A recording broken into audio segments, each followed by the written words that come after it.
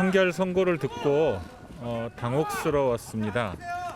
우선 전체 판결에 대해서도 동의하기 어렵지만 특히 입시 비리와 관련된 부분, 또 양형에 관한 의견, 그다음에 법정 구속의 사유에 이르기까지 저희 변호인단으로서는 도저히 동의할 수 없는 말씀들을 해주셔서 어쨌든 이제 고등법원에서 다퉈야 될 것 같습니다.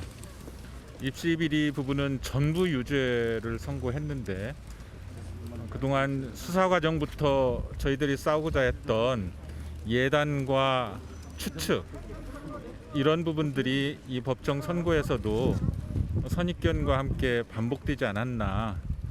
그동안 재판 과정에서 많은 입증의 노력들이 하나도 반영되지 않고 오히려 검찰 논리 그대로 모두 유죄가 인정되는 걸 보면서 적지 않이 실망하지 않을 수 없었고 항소심에서 다투지 않을 수가 없게 됐습니다. 예, 오늘의 첫 번째는 조국 전 장관의 부인 정경심 교수에 대한 1심 판결 내용입니다. 법원이 대부분 유죄로 인정하고 징역 4년을 선고하면서 법정 구속했습니다. 여기에 대한 패널들의 의견 들어보도록 하죠. 신경민, 김재원 전 국회의원, 용경호 MBN 논설위원, 그리고 김한규 변호사 함께하십니다. 어서 오십시오. 네, 안녕하세요. 예.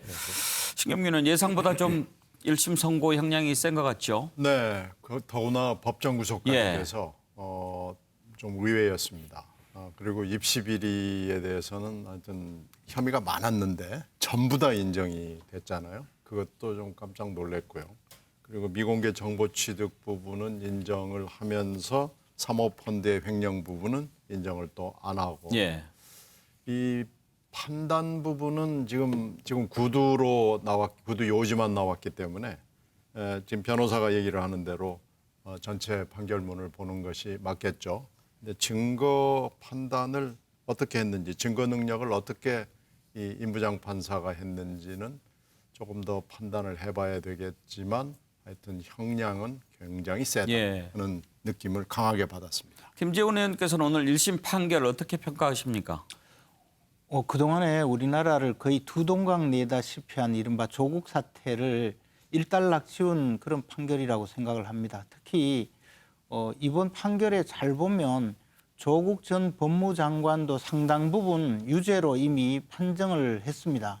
그래서 이제 그동안에 조국 전 장관 또 그 가족들이 저질렀던 여러 가지 그 불법적인 행위에 대해서 법원에서도 이 정도 판단을 했으면 그에 대해서 조금 인정을 하고 조국 전 장관께서도 재판에 자신의 행위에 대해서 적절한 처벌을 감수하고 또 국민들께는 좀 진심으로 사과하는 모습을 보였으면 하는 그런 생각이 들었었는데요. 뭐 보니까 전혀 그런 자신의 죄를 인정할 그런 생각이 없다, 이런 그 느낌을 받았습니다. 오늘 정경심 교수에 대한 재판장의 그 선고 과정에서도 정경심 피고인이 단 한 번도 자신의 죄를 인정한 적이 없다고 했거든요. 그리고 자신의 죄를 인정한 적이 없다는 것은 죄책감이 전혀 없는 것이고 오히려 자신에게 유죄 판결을 한 재판부에 대해서 굉장히 항의하는 그런 지금 일반 그 신문 그 사이트의 반응이 있지 않습니까? 이렇게 그 나라가 운영이 되면 죄 지은 분들도 그 자신의 죄를 인정하지 않는 그런 일이 반복되지 않을까라는 생각까지 좀 들었습니다. 윤경호 의원, 지금 오늘 1심 재판부에서 방금 김재원 의원이 말씀하셨듯이 반성의 기미가 보이지 않는다, 이렇게 한 건데 그것은 이제 그동안 정경심 교수 쪽에서 주장해왔던 것이 이것은 기본적으로 어떤 목적을 가지고 했던 수사다, 그런 기조를 가지고 대응을 해왔기 때문에 어떻게 보면 유죄로 인정이 되면 이렇게 받아들여질 수밖에 없게끔 돼 있기는 했어요. 그렇습니다. 재판 과정에서 흔히들 많이 주고받고라는 표현이 뭐 적절할지 모르겠습니다만 죄를 인정하면 형량을 조금 낮춰주는, 그러나 정경심 교수는 끝까지 인정하지 않았다는 건데, 특히 전 뭐 예단을 하긴 그렇습니다만 그동안에 나온 언론 보도나 나름대로의 정보를 가지고 취합을 해봤을 때는 입시 비리는 좀 논란의 다툼이 있었던 것 같고요.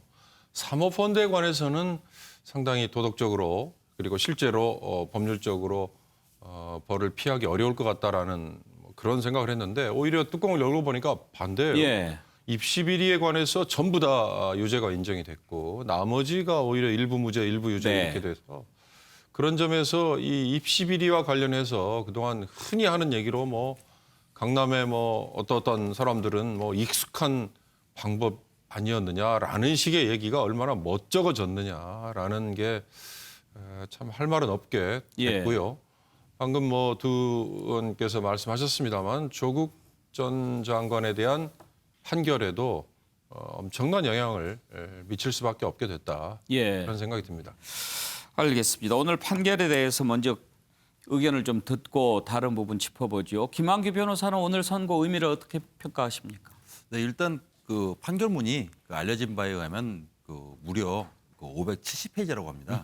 예, 보통 판결문이 몇십 페이지 정도로 그치지 500페이지가 넘는 경우는 사실 흔하지는 않거든요. 그럼 그만큼 웬만한 책보다 더 두꺼운 거죠. 예, 500페이지 책보다 예. 더 두꺼운 거죠. 그럼 그만큼 사실은 재판부도 이 사건을 굉장히 고심을 했고 많은 어떤 증거관계에 대한 판단, 특히 정경심 교수 측에서는 전부 무죄를 주장했으니까 이걸 유죄로 하기 위해서 얼마나 심사숙고한 판결문이 나왔나 그런 생각이 들었고요. 무엇보다도 뭐 입시 비리 문제는 워낙 언론에 많이 보도돼서 뭐 이거 대해서는 뭐 그런가 보다 했지만은 저는 좀 가장 충격을 받았던 건 오히려 그 민정수석, 물론 법원의 1심의 유죄 판단 내용입니다. 예. 그 취임하면서 이제 공직자윤리법 따라서 재산 신고하지 않습니까? 근데 이 재산 신고를 할 때 이것을 재산을 늘리기 위해서 다른 사람 명의로 차명 계좌를 만들고 그리고 또 워낙 미공개 정보를 이용해서 재산 수익을 늘렸다. 이 점은 굉장히 충격받은 게 입시 비리는 사실은 이제 민정수석 이전에 이제 벌어진 일인데 이건 민정수석으로 임명되면서 이 법원 판단에 따르면 이런 범죄를 저지른 거 아니겠습니까? 그 돈을 벌기 위해서. 그럼 민정수석이란 굉장히 고위공직자 자리를 돈을 버는데 더군다나 타인명의 이 금융실명법 위반 아니겠습니까? 이런 거 봤을 때는 이 고위공직자로서의 어떤 모랄 해저드에 의해서 굉장히 큰 충격을 받은 거고요. 그 양형을 아까 말씀하셨는데요. 얼마 전에 굉장히 우리 사회에 굉장히 충격을 받았던 그 뭐 숙면여고 쌍둥이 아빠 사건 있지 않습니까? 거기서는 그 입시 비리 하나로 징역 3년 선고가 나왔습니다. 근데 이 1심 판결에 따르면은 지금 금융실명법에다가 뭐 자본시장법, 뭐 미공개 정보 이용, 뭐 증거인멸 교사, 그러니까 유죄된 게 굉장히 많거든요. 입시 비리 말고도. 그래서 어떻게 보면은 4년이라는 양형이 뭐 법리적으로만 놓고 보면은 뭐 과한 형은 아니다. 그래요? 예, 이렇게 생각이 듭니다. 그런데 식경민 의원 지금 입시 비리 쪽이 이제 많이 인정이 됐는데요. 실제로 윤석열 검찰이 조국 전 장관을 표적으로 삼아서 수사를 했다고 한다면 그것은 입시 비리가 맨 처음 시발점이 되기는 했지만 그것보다는 다른 부분 쪽이 많지 않았습니까? 처음에 저희들이 이야기에는 윤석열 총장은 입시 비리에 착안을 했던 게 아니고 사모펀드에 착안을 한 거죠. 근데 사모펀드가 과연 죄가 되느냐, 죄가 될 만큼의 증거를 찾아냈느냐라는 거 가지고도 논란이 있었지만 오늘 1심 판결문만을 놓고 보면은 일단은 하여튼 문제가 있는 것은 적시가 됐어요. 표적 수사, 과잉 수사의 논란은 분명히 있었고요. 그것은 누구나 다 보듯이 분명히 과잉하고 또 표적이 아주 강하게 꽂힌 수사였던 건 맞지만 그럼에도 불구하고 이 조국 일가의 이 부분도 수사에서 피해가지는 못했다라는 느낌을 받고요. 입시 비리로 다시 돌아가서 얘기를 하면은 지금 입시 비리가 뭐 종류로 따져서 굉장히 많습니다. 한 4-5가지가 되고 업무방해까지 따지면 그보다 더 숫자가 서울대와 부산대가 있기 때문에 늘어나죠. 이런 걸로 봐서는 입시 부분에 관한 것도 무죄를 주장했음에도 불구하고 그것을 받아들이지 않은 걸로 봤을 때는 이 임정엽 판사라는 분이 지금까지의 판례로 봤을 때는 굉장히 치밀하고 상당히 정의로운 판사라는 평가를 받고 있거든요. 그래서 아마 조국 전 장관이 계속 얘기를 하고 있지만 좀 빠져나가기 어려운 법리 구성을 하지 않았나 생각이 되고요. 물론 동양대 총장 표창 문제는 좀 논란이 있어 보이고 이건 좀 자세히 들여다봐야 되겠습니다. 그럼에도 불구하고 이게 이제 독과독수 이론이 과연 적용이 된 건지 아닌 예. 건지도 봐야 되겠고 그렇지만 입시 이 문제에 있어서도 임 판사가 상당히 비중을 두고 형량을 결정하지 않았다는 느낌을 받고요. 사모펀드와 관련된 이 부분도 상당히 많은 작용을 해서 조국 장관이 일단 과잉 수사 주장을 함에도 불구하고 할 얘기는 좀 많이 줄어든 거 아닌가라는 생각을 합니다.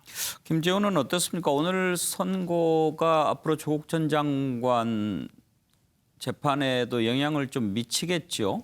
예, 앞에서 말씀드렸다시피 그 정경심 교수와 조국 전 장관이 공범으로 그 입시 비리 과정에 개입되었다고 이미 판정을 했거든요. 예. 그리고 그 증거 인멸 과정에서도 함께 공범으로 인정을 한 상태에 있기 때문에 조국 전 장관이 지금까지 주장했던 많은 부분이 사실은 이미 법정에서 가려지지 않았는가라는 생각을 합니다. 또 하나는 지금 이번에 정경심 교수가 무죄를 받은 부분도 사실관계가 틀렸다는 것이 아니고 이것을 법리 적용을 할 때 예를 들어 횡령죄를 적용한다든가 또는 증거 인멸의 그 교사범으로 적용하기보다는 이것이 공동정범이다. 더 같이 개입했기 때문에 공범으로 처벌할 수 없다. 이런 정도이기 때문에요. 사실은 제가 봤을 때는 정경심 교수에 대한 그 사실관계가 법원에서 사실관계가 뒤집힌 게 하나도 없거든요. 그렇다면 조국 전 장관에 대한 재판에서도 사실관계 자체를 뒤집고 무죄를 선고할 수 있는 부분이 극히 적을 것 같다라는 생각이 듭니다. 김한규 변호사, 혹시요 오늘 정경심 교수에 대한 1심 판결이 윤석열 총장의 직무집행 정지 처분 신청에도 영향을 미칠 수 있는 부분이 있을까요? 사실 내일이죠. 내일 신문기일이 있지 않습니까? 근데 직접적으로 영향을 미칠 사안은 아니고요. 다만 이제 간접적으로라도 이게 사실은 윤석열 총장이 직접적으로 어떤 지휘한 총장 되자마자 지휘한 수사 아니겠습니까? 이거저도 반발도 있었고. 근데 어떻든 간에 1심 판결 결과가 수사가 물론 이제 과했다, 정치적 목적이 있었다. 이런 거는 법리적인 건 아니니까 논외로 하더라도 수사한 결과가 대부분 또 인정됐으니까 이 부분은 아마 간접적으로라도 좀 윤 총장 측한테 좀 유리하게 좀 작용한 측면이 있지 않을까. 영향을 미칠 수는 있겠다. 물론 간접적입니다. 물론 사안은 다르니까요. 예, 알겠습니다. 이어서 변창흠 국토교통부 장관 청문회 짚어보겠습니다.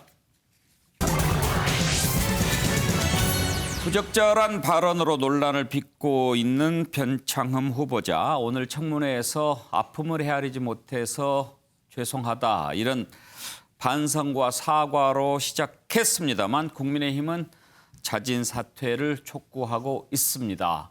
자, 오늘 청문회 장면 몇 가지 한번 보시죠. 후보자의 능력과 자질을 검증을 했는데 실로 충격적입니다. 망자를 표명을 했고 임대주택 세입자들에 대해서는 못 사는 사람들이 미쳤다고 밥을 사 먹냐고 비하를 했습니다.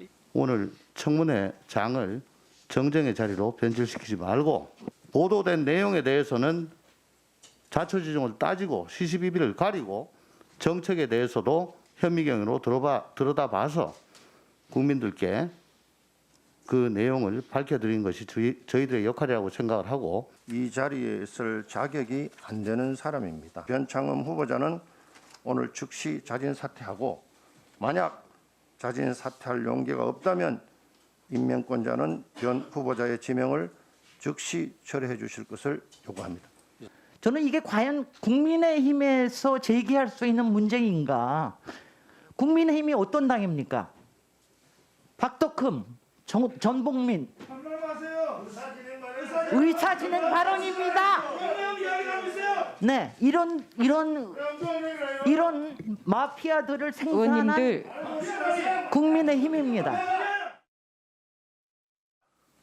먼저 4년 전 제가 서울주택도시공사 사장으로 재직할 당시의 발언과 관련하여 국민 여러분께서 질책해 주신 사항에 대해 무거운 마음 심정으로 받아들이며 죄송하다는 말씀을 드립니다. 제 발언으로 인해 마음의 상처를 입으신 모든 분들께 진심으로 사죄드립니다. 특히 구의역 스크린도어 사망사고로 안타깝게 세상을 떠난 김 군과 가족분들, 그리고 오늘 이 시간에도 위험을 무릅쓰고 일하고 계신 모든 분들께 이 자리를 빌려 거듭 사과의 말씀을 올립니다.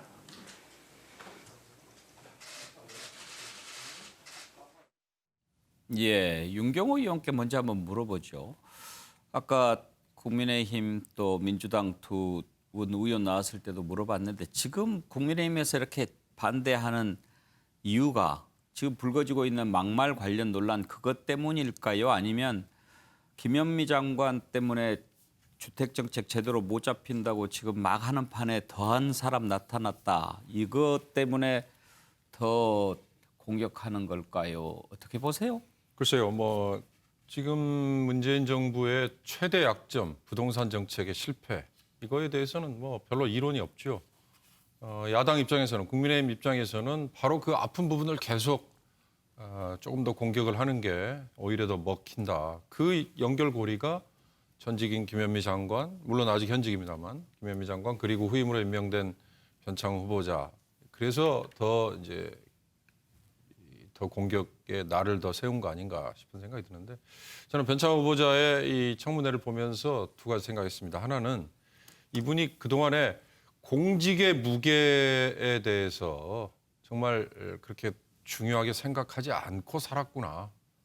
뭐 여러 가지 말 실수, 그다음에 그 말 실수라는 거는 평소에 생각이 반영이 많이 되는 거지 않습니까? 그게 꼭 공식적인 자리든 아니면 뭐 자기 임직원들만 있는 자리에서 하는 거든 또 기록이 되든 안 되든 뭐 이런 게 중요한 건 아니죠.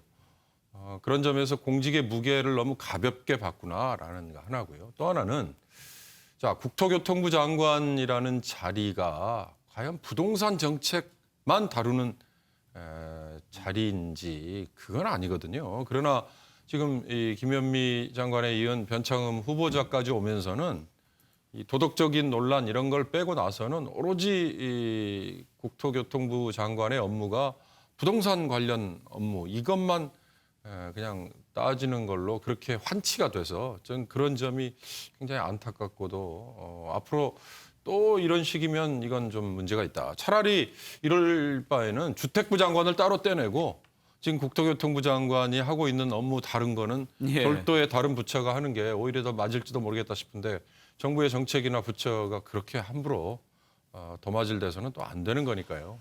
예, 변창흠 장관 후보자에 대해서는 정의당도 그렇게 호의적이지 않은 것 같습니다. 뭐 요즘 보면 정의당이 더 이상 민주당 편인 것 같지는 않아 보이는데요.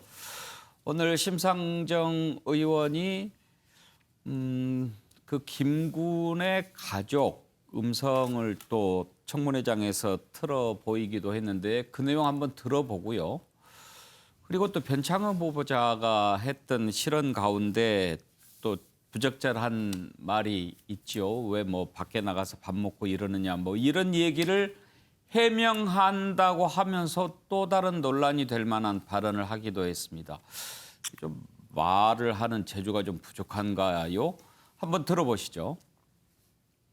짧은 기간에 상처를 준 사람을 쉽게 용서하거나 또 만나기 어려우셨을 거라 이렇게 생각하고 있습니다. 김구문 어머님 육성을 통해서 한번 들어보겠습니다. 우리 아이가 잘못한 게 아니라고 하나만 정말 밝히고 싶어요. 정말. 김군이 실수로 죽었습니까? 네? 후보자님. 네, 아닙니다. 네. 우리나라 문화는 아침을 서로 모르는 사람하고 먹질 않는다. 특히 여성인 경우에 이제 화장이라든지 이런 것들 때문에 아침을 같이 먹는 건 아주 조심스러운데 아침 식사하는 거를 전제로 다른 부엌을 줄이고 이렇게 만들어 놓으면 이 실제 문화가 맞는가?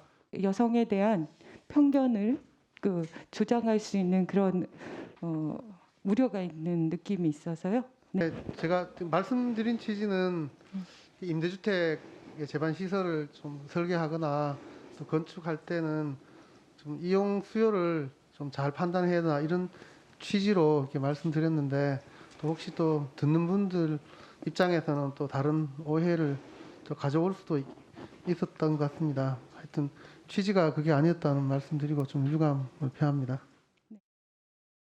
신경민은 사실 인사청문회 하다 보면 현역 국회의원 후보자 아닌 경우 의원도 그러겠지만 의원도 마찬가지입니다. 예. 네, 너덜너덜해지는 느낌이 난다고 그러잖아요. 예. 네, 뭐 굉장히 당황하죠. 근데 지금 변 후보자 쭉 보니까 전혀 준비가 돼 있지 않고요.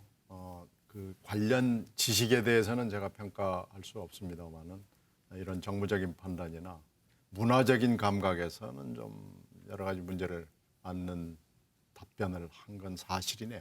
예. 저거 참 뭐라고 코멘트하기가 어려운 멘트인데요. 김재원 의원, 그럼에도 불구하고 임명할 것 같다 이렇게 생각하시죠? 당연히 저는 그 문재인 대통령이 곧바로 아마 임명을 할 거라고 생각을 합니다. 왜냐하면 지금 이 부동산 정책에 대해서 국민들의 비판 내지 불신이 아주 극에 달해 있는데 지금 변창흠 후보자가 갖고 있는 생각이 기존의 그 문재인 대통령이 그 부동산 정책 내지 그 특히 아파트 그 정책 이 부분에 대해서 생각하고 있는 것을 상당 부분 영향을 준 사람으로 알고 있습니다. 김수현 전 정책실장 또 수석이죠. 그분의 직접적인 영향을 받고 함께 그 생각을 공유하는 분이기 때문에 아마 대통령께서는 뭐 저런 정도의 그 비판은 크게 귀에 들어오지 않고 빨리 저 국토부 장관으로 취임해서 그 부동산 시장을 좀 안정시켰으면 이런 그 기대를 하고 임명을 했을 것이고요. 그래서 임명을 인사청문회 절차가 진행이 되고 그다음에 청문 보고서 절차가 끝나면 곧바로 저는 임명하리라고 봅니다. 예. 근데 한 가지 저는 생각이 정책적으로 그 변창흠 후보자가 지금까지 주장한 내용이 저는 정말 좀 위태롭다는 생각이 듭니다. 이 사람들이 갖고 싶은 집을 그 많이 지어서 주택 가격을 낮추겠다는 생각을 하는 것이 아니고 공공임대주택을 확대해서 사람들에게 임대인으로 살 수 있도록 자꾸 하겠다고 생각을 하기 때문에 좀 시장의 논리와 너무 맞지 않아서 예. 주택 가격 안정에 크게 기여하기는 좀 어렵지 않을까. 알겠습니다. 윤경호 의원 짧게 하나만. 네. 그동안의 인사청문회 관련해 가지고 어떤 그 징크스라고 그럴까요? 전통이라고 그럴까요? 정의당 데스노트라는 게 있었잖아요. 그전에 정의당이 반대하면 안 되고 그때는 민주당하고 정의당하고 좀 사이가 좋을 때고 요즘엔 좀 달라졌는데 만약에 지금 심상정 의원 하는 거 보면 좀 부정적인 것 같은데 정의당이 반대할 경우 어떻게 될 것 같습니까? 정의당이 반대해도 이번에는 우리 김재원 의원께서 예상하셨듯이 대통령이 그냥 임명을 강행할 것 같아요. 정의당과 지금 민주당은 중대재해관련법 때문에 완전히 지금 돌아서 있지 않습니까? 지난번 정의당 대변인이 뭐 거짓말을 하기로 작정을 하고 어쩌고저쩌고 이런 식의 논평까지 내놨으니까요. 사실 변창흠 후보자가 청문회 바로 전날 어저께 정의당 먼저 찾아갔던 것도 따지고 보면 예. 그걸 가장 많이 의식을 한 거죠. 예. 정말로 사과할 뜻이 있었다면 유가족 그다음에 그 동료들에게 먼저 갔어야 된다. 이게 얼마나 아픈 얘기입니까? 예, 어떻게 되는지 의식하는 한번 거죠. 지켜보지요. 네, 다음 이슈로 넘어가겠습니다. 국민의힘 전봉민 의원입니다. 21대 국회의원 가운데 재산이 가장 많은 의원입니다. 부산 수영이 지역구고요. 이 전봉민 의원이 재산을 불법으로 형성했다 이런 의혹을 한 언론사가 보도했는데 문제는 이 전봉민 의원의 아버지가 그 취재기자에게 보도를 무마하는 조건으로 거액을 제시했던 사실까지 알려지면서 결국 탈당했습니다. 탈당한다고 다 끝날 일은 아니겠지만요. 한번 짚어보지요. 예, 관련된 녹취를 들어봅니다. 먼저 지난 20일 취재기자에게 저희 아버님께서 하신 부적절한 발언으로 무리를 일으킨 데 대하여 아들로서 우리 국민 여러분과 우리 부산 수원 국민 여러분 또 그리고 당원 여러분께 깊은 사죄의 말씀을 드립니다.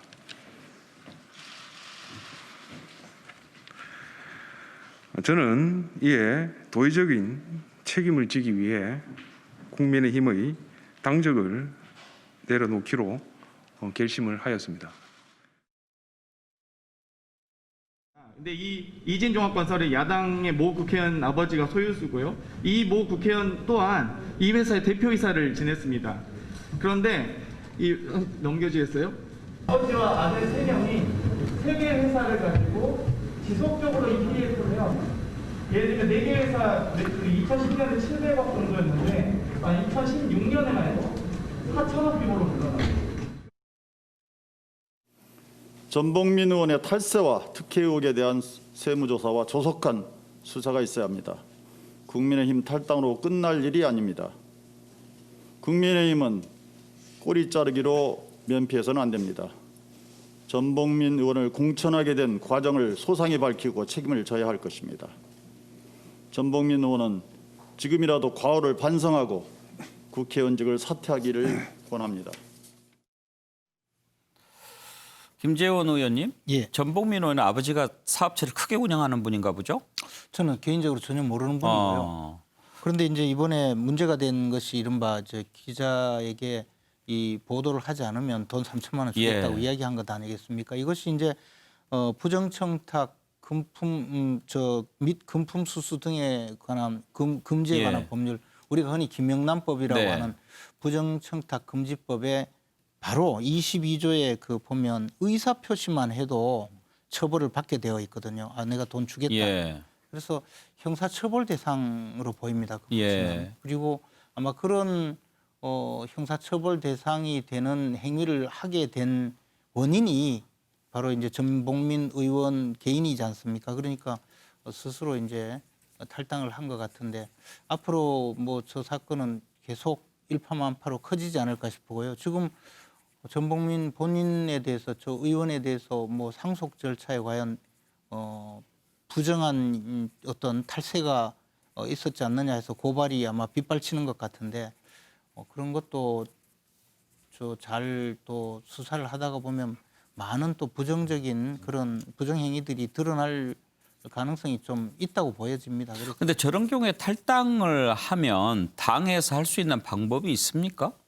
사실은 전혀 없습니다. 왜냐하면 이제 더 이상 당 소속이 아니게 되잖아요. 그래서 당에서 할 수 있는 것이 이제 징계인데 그 징계의 대상자가 아니기 때문에 사실 탈당해 버리면 당에서는 물론 국민이 지켜보는 입장에서는 꼬리 자르기이고 마치 도마뱀이 꼬리 자르기하고 도망가는 것처럼 보이지만 당의 입장에서는 징계를 할 수 있는 대상자가 아니기 때문에 아무런 실질적인 어떤 액션을 취할 수가 없게 됩니다.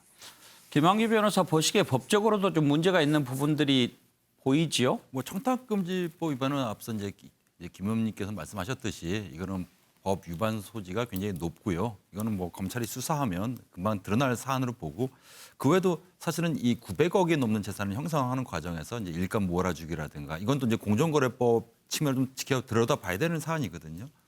증여세 부분 좀 논란이 되고 있고 검찰이 좀 적극적으로 좀 수사를 하면 징의 여부가 금방 밝혀질 사안으로 보이는데요. 저는 좀 탈당 이게 하나의 좀 현 국회에 하나의 좀 그 모습이 된 것 같아요. 모든 비위가 드러나면은 일단 탈당부터 하고 그럼 시간이 지나길 바라는 것 같은데요. 과거에도 탈당하고 나서 또 이제 선거 앞두고 공천을 줘서 이제 국회의원 당선된 지금 현역 의원들 중에서 그런 분들 좀 계시는 걸로 알고 있는데 차라리 야당이 국민의힘이 그냥 적극적으로 국회 차원에서 여기 의원님들도 계시지만은 적극적으로 징계하는 방안도 있지 않습니까? 탈당했다고 나무라라 하지 말고 야당이 오히려 지금 이런 선례가 자꾸 반복되고 있으니까 지금 정부의 실정에도 불구하고 야당이 지지를 못 얻는 거예요. 적극적으로 징계를 요청해서 꼭 제명 아니더라도 여러 가지 징계 방법이 있으니까 좀 국민의힘이 좀 적극적으로 나섰으면 좋겠어요. 그냥 지켜만 보지 말고요.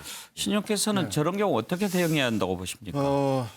저는 뭐 그 문제 전에 하나 딱 지적하고 예. 싶은 건 이분이 보니까 지방자치의원을 오래 했잖아요. 네. 부산 지역에서 했는데 이 정도 돈을 갑자기 벌었다면 지역에서 소문이 안 날 리가 없고요. 당이 모를 수가 없습니다.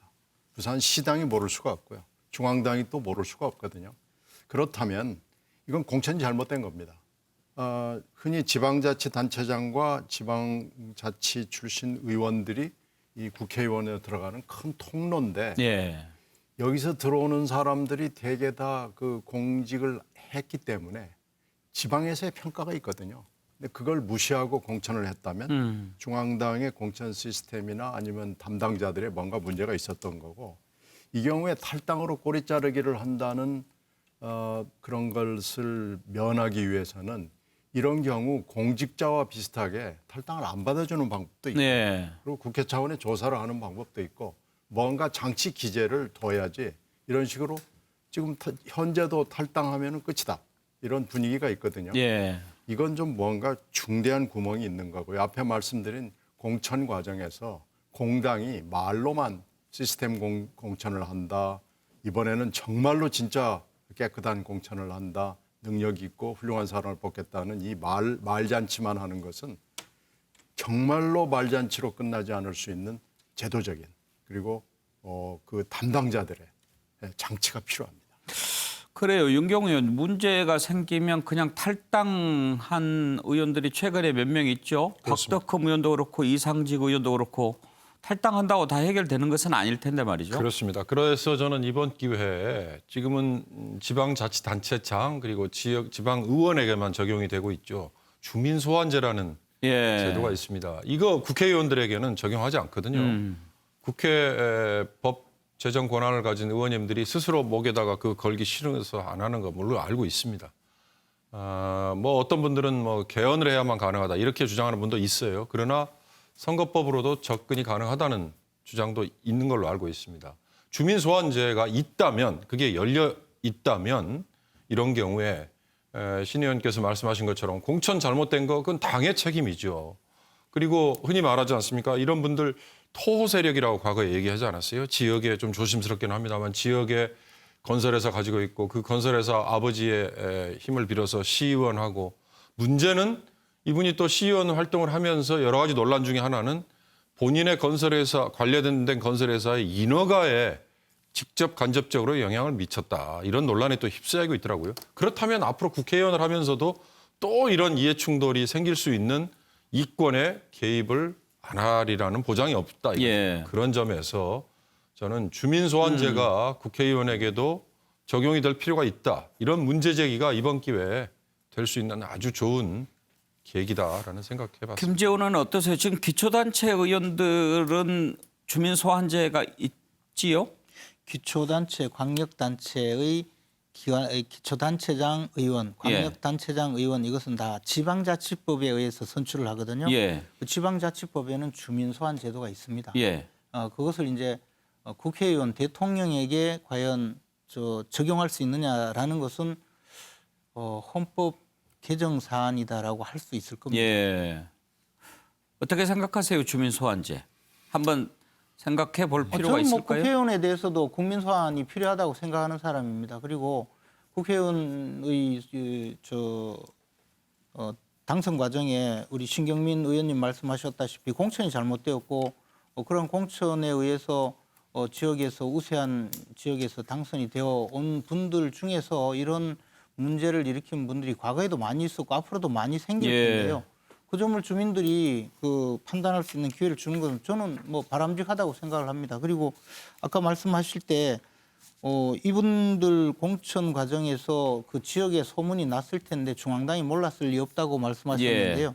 그때 당시 우리 당의 공천을 담당한 공천심사위원장이 부산 출신의 김용호 의원이었고요. 그 공천 주도한 분이 시간이 다 됐네요. 여기까지 해야 되겠습니다. 부산에서 다 알고 있었을 겁니다. 알겠습니다. 오늘 뉴스와이드 여기서 마치겠습니다.